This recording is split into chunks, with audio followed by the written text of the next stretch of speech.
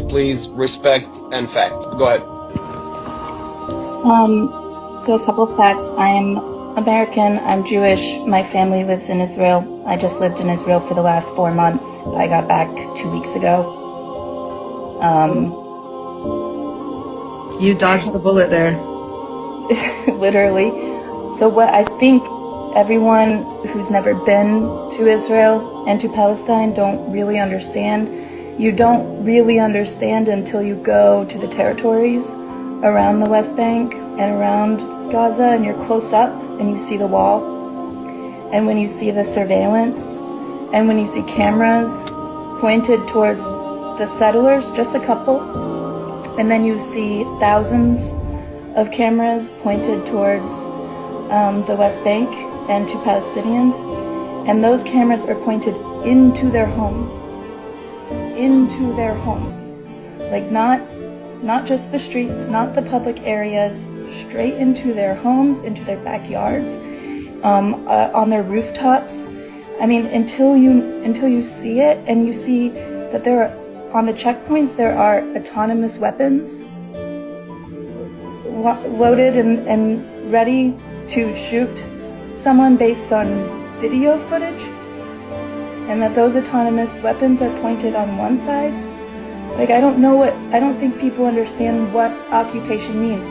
And I don't understand because I haven't lived it. I have only looked at it from a distance.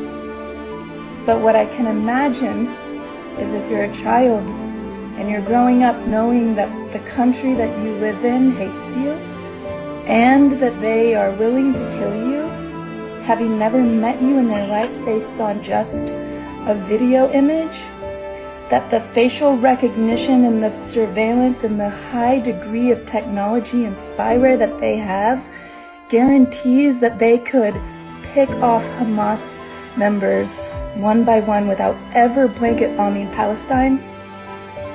There's no way that this level of intelligence that Israel has doesn't dictate that what they're doing is massacre and it's genocide, and that the occupation is inhumane, and that it's not based in religion, it's not based in who was there first, and it's not based in a tit for tat.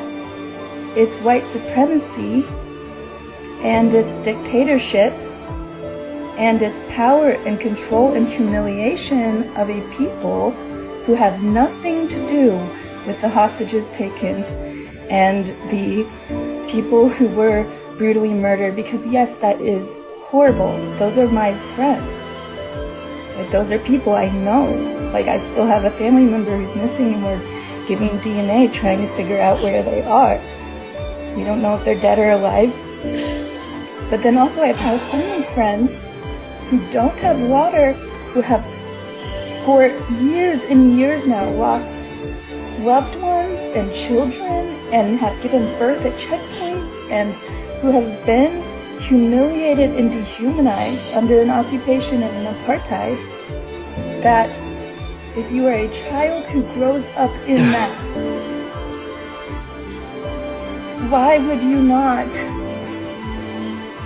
fight for your dignity or stand up for your freaking rights? And if it's about who was there first, then America needs to take a good long look at the reservations that we put all these things Americans into, and the poverty that they live under. If it's this land belongs to whoever was here first, then we have a big reckoning to do.